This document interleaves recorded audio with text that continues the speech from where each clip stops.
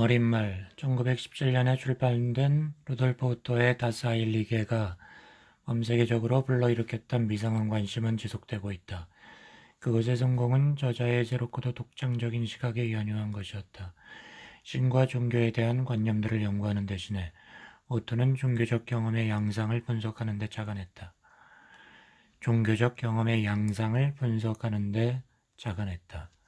뛰어난 심리적 민감성을 지녔고 신학자 및 종교사가로서의 이중적 숙련으로 무장된 그는 종교적 경험의 내용과 특수한 성격들을 확정 지을 수가 있었다.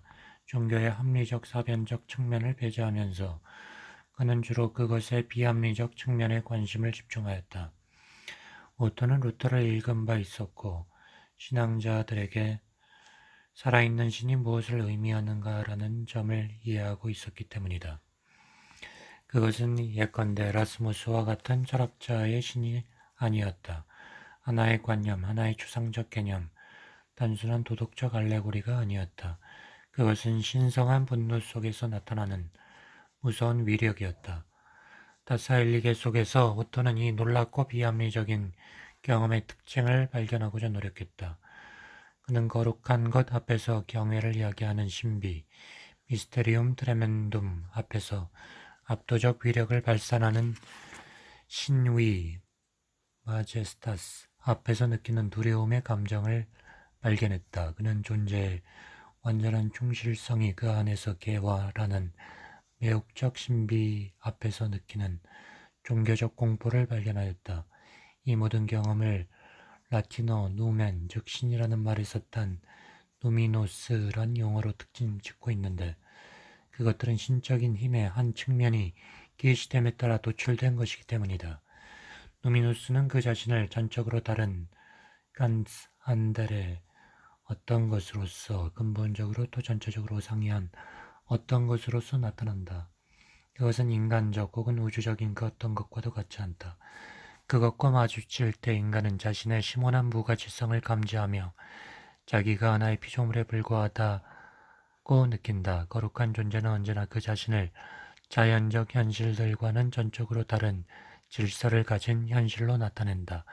언어가 자연의 세계 혹은 인간의 세속적 정신생활로부터 차용해온 어휘들을 가지고 경외를 야기하는 신비, 신유의, 매혹적인 신비 등을 소박하게 표현하고 있는 것은 사실이다.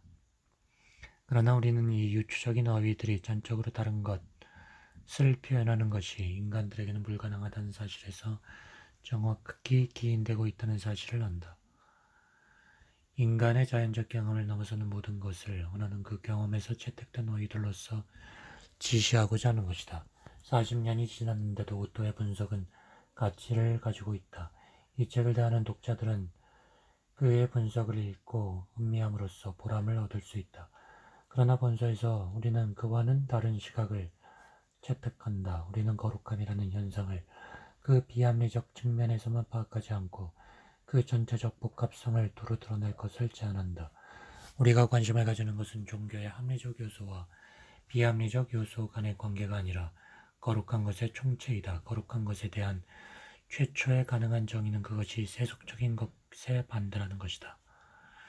다음 여러 장에서 우리는 거룩한 것과 세속적인 것 사이의 대립을 묘사하고 규정짓고자 한다. 거룩한 것이 스스로를 나타내는 때 인간이 거룩한 것을 깨닫는 것은 그것이 세속적인 것과는 전적으로 다른 그 무엇으로서 자신을 드러내고 보여주기 때문이다. 거룩한 것이 드러나는 사건을 가리키는 말로 우리는 성현, 히에로판이라는 어휘를 써왔다. 그것은 그 이상의 어떤 것도 함축하지 않고 있기 때문에 다시 말하면 그 어원상의 내용에 담겨 있는 것, 즉 어떤 신성한 것이 자신을 드러낸다라고 하는 것 이상을 표현하지 않고 있기 때문에 적절하다. 가장 원시적인 것에서부터 가장 고도로 발달된 것에 이르기까지 종교의 역사란 다수의 성현으로 거룩한 현실의 드러남으로 구성되어 있다고 말할 수 있다. 가장 초보적 현현에서 최고의 성현에 이르기까지 연속성이 존재한다. 어느 경우에는 우리는 동일한 신비적 사건, 전적으로 다른 종류, 우리의 세상에 속하지 아니한 어떤 실제가 우리의 자연적이고 세속적인 세계의 불가결한 부분을 이루는 대상 속에서 현현된다는 사건에 마주친다. 근대 서구인들이 거룩한 것에 수다한 현현 앞에서 불편스러움을 경험한다. 그들은 거룩한 것이 돌이나 나무 같은 것 속에 현현될 수 있다는 사실이 받아들이기 어렵다고 한다. 그러나 우리가 앞으로 보게 되는 바와 마찬가지로 여기에 담겨 있는 것은 돌 그것 자체에 대한 숭배나 나무 그것 자체에 대한 예배가 아니다. 거룩한 나무, 거룩한 돌은 돌이나 나무로서 경외되는 게 아니다. 그것들은 정확히 성현이기 때문에 그것이 더 이상 돌이나 나무가 아니라 거룩한 것, 다른 것을 보여주는 존재가 되기 때문에 숭배받는 것이다. 모든 성현에 의해 표현되는 파라독스는 강조당할 만하다. 거룩한 것을 드러냄으로써 그 객체는 어떤 것이든 무언가 다른 것이 되지만 그러면서도 그것은 그것을 둘러싼 우주적 환경에 참여하는 것을 계속하므로 여전히 그 자체로 남아있게 되는 것이다. 거룩한 돌은 여전히 하나의 돌이다. 외관상 그것은 다른 모든 돌과 다르지 않다. 그러나 그 돌이 거룩한 존재로서 스스로를 드러낸다고 생각하는 사람들에겐 이것의 직접적 실체성은 초자연적 현실로 변형된다. 종교적 경험을 가진 사람에겐 모든 자연은 우주적 신성성으로서 자신을 보일 능력을 갖는 것이다. 우주는 그 총체성에 있어서 하나의 성현이 될 수가 있다. 고대 사회의 인간은 가능한 한 거룩한 것 안에서 혹은 거룩한 대상들에 가까이 다가가서 살고자 하는 경향을 지녔었다. 이러한 경향은 아주 잘 이해될 수 있으니 왜냐하면 모든 근대 이전 사회 사람을 원시인이라 할 때 그들에겐 거룩한 것이란 곧 힘에 해당했고 현실에 해당했기 때문이다. 거룩한 것은 존재로 가득 차 있다. 거룩한 힘은 현실을 의미하며 동시에 영원성과 유효성을 의미한다. 거룩함과 세속의 대비는 종종 현실성과 비현실성 혹은 사이비현실성 사이의 대립으로 표현되었다. 따라서 종교적 인간이 마음 깊이 존재하기를 소망하며 현실에 참여하고 힘으로 충만하기를 소망한다는 점을 이해하기란 쉬운 노릇이다. 앞으로 우리의 주된 관심사는 이 주제를 밝히는 일, 종교적 인간이 어떤 방식으로 거룩한 우주 속에 머무르려고 시도하는가, 그 결과 그의 삶의 총체적 경험이 종교적 감정을 갖지 않은 인간, 탈신성화된 세계에 사는 인간의 경험과 비교해서 어떤 성격을 지니게 되는가를 보여주는 일이다. 그렇다고 해서 우리는 근대인들이 어떤 역사적 과정에 의해서 또 정신적 태도 및 행위에 있어서의 어떤 변화의 결과로서 자신의 세계를 탈신성화하고 세속적인 존재의 모습을 띠게 되었는가를 밝혀야 할 의무까지는 느끼지 않는다. 우리의 목적을 위해서라면 단지 탈신성화가 근대 사회의 비종교적 인간의 전 경험에 침투되고 있다는 것, 그리고 그 결과 고대 사회의 종교적 인간이 지녔던 존재의 차원을 재발견하는 일이 점점 더 어려워지고 있다는 것을 살피는 정도만으로 충분하다. 세계 속의 두 가지 존재 양식, 거룩한 공간이나 인간의 주거를 죄의적으로 건립하는 일, 혹은 시간에 관한 다양한 종교적 경험을 혹은 자연 및 도구의 세계에 대한 종교적 인간의 관계, 혹은 인간 생명 자체의 정화, 인간에게 기묘한 기능들, 이 획득할 수 있는 신성성, 이들을 묘사하고자 할 때 거룩함과 세속성이라는 경험의 두 가지 양식을 갈라놓는 심연이 드러난다. 도시나 집, 자연, 도구, 노동이 근대의 비종교적인 인간에게 불러일으키는 심정을 상기해보는 것만으로도 그런 인간을 모든 고대 사회의 인간, 심지어는 기독교적 유럽의 농부로부터 구별짓는 온갖 요소를 생생하게 목격한다. 근대인의 의식에 있어서 식사라든가 섹스, 기타 등등의 생리적 행위는 비록 여전히 터부들에 걸려 있기는 하지만 결국에 있어서는 유기적 현상에 불과한 것이다. 그러나 원시인에게 있어서 그 같은 행동은 단순히 생리적인 것이 아니라 성례전, 거룩한 것과의 교섭이었으며 그렇게 될 수 있는 것이었다. 독자는 거룩함과 세속성이 세계 속에 있는 두 가지 존재의 두 가지 양식, 인간이 그의 역사의 과정 속에서 상정해온 두 가지 생존 상황이라는 사실을 알게 될 것이다. 세계 속에 있는 이들 존재 양식은 단지 종교사나 사회학만의 관심사로 그치는 것이 아니며 역사적, 사회학적, 민속학적 연구만의 대상으로 끝나는 것도 아니다. 궁극적으로 보면 존재의 거룩한 양식과 세속적 양식은 인간이 우주 속에서 점하고 있는 서로 다른 지위에 의존하고 있다. 그러므로 그것들은 철학자의 관심 대상이 되며 인간 존재에 가능한 여러 차원을 찾아보고자 애쓰는 모든 사람에게도 관심을 끄는 것이다. 이 책의 저자가 종교사가의 신분을 가지고 있음에도 자기 전공 영역의 시각에다 스스로를 한정시키지 않기로 작정한 것은 이런 이유에 기인한다. 전통적 사회의 인간은 명백히 호모 렐리기오스이지만 그의 행위는 인류의 전반적 행동 가운데 일부를 구성하는 것이며 따라서 철학적 인류학, 현상학, 심리학 등에도 관련을 맺는다. 거룩함을 지향할 능력을 가진 세계 속에서 영위되는 삶의 특성을 드러내기 위하여 나는 서로 다른 시대 및 문화에 속하는 많은 종교들로부터 신뢰를 인용할 것이다. 신뢰는 매우 중요하다. 거룩한 공간의 구조를 논하면서 그같이 공간이 어떻게 구성되어 있으며 왜 그것이 그것을 에워싸고 있는 세속적 공간과 구별되게 이르렀는가를 신뢰에 의해 보여주지 않으면 안 되기 때문이다. 나는 메소포타미아인, 인도인, 중국인, 꽉키틀인 및 다른 원시 민족들 사이에서 신뢰를 뽑아낼 것이다.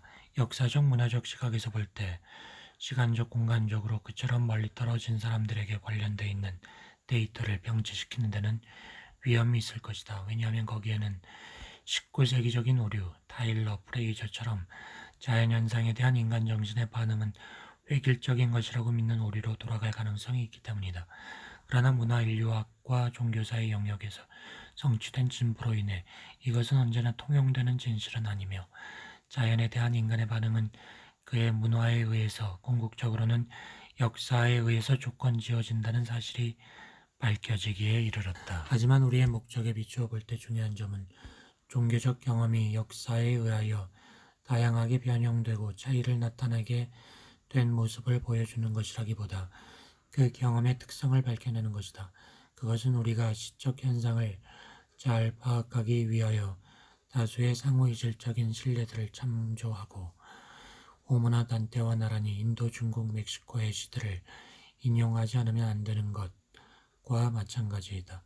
문학사의 관점에서 볼 때 그런 식의 병치는 수상쩍게 여겨진다. 하지만 우리가 시적 현상 그 자체를 묘사하며 시적 언어와 일상생활 속의 언어 사이에 존재하는 차이를 보여주는 것을 목적으로 삼을 경우엔 그런 병치도 가치를 갖는다.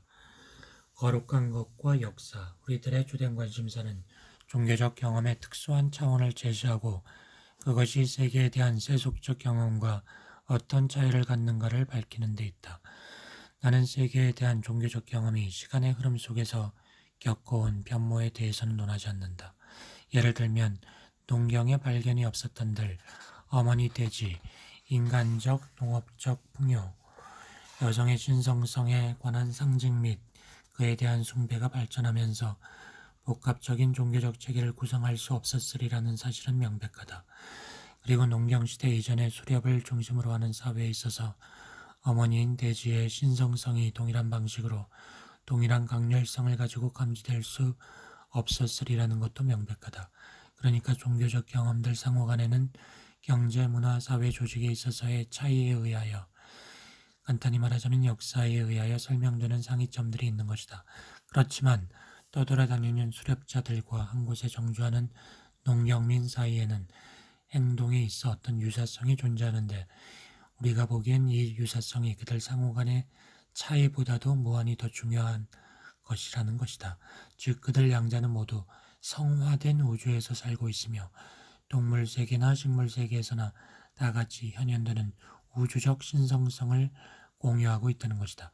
우리는 이들의 존재 상황을 탈신성화된 우주에서 살고 있는 근대 사회의 인간들의 존재 상황과 비교할 필요가 있거니와 그때 우리는 곧바로 이들을 분리시키는 모든 요소를 깨닫게 된다. 동시에 우리는 상이한 문화들에 속해 있는 종교적 사실들, 상호 간의 비교가 지니는 가치도 알게 된다. 사실 모두는 단일한 행동 유형, 즉 종교인 호모 렐리기오수스의 행동 유형에서 발생하고 있는 것이다. 이 책은 거룩한 것의 양상들과 종교적 가치로 가득 찬 세계 속에 있는 인간의 상황을 묘사하고 있으므로 종교사에 대한 일반적 입문서로서의 구실을 할 수 있을 것이다. 그러나 저자는 신뢰들을 인용함에 있어 그것들의 역사적, 문화적 맥락을 명시하려고 애쓰지는 않았으므로 이 책은 엄격한 의미에서 종교사의 연구서적은 되지 못한다. 그러한 작업은 여러 권으로 된 저작을 요구할 것이다. 독자들은 권말의 참고 문헌에서 정보를 얻어라. 생클루 1956년 미르치아 엘리아데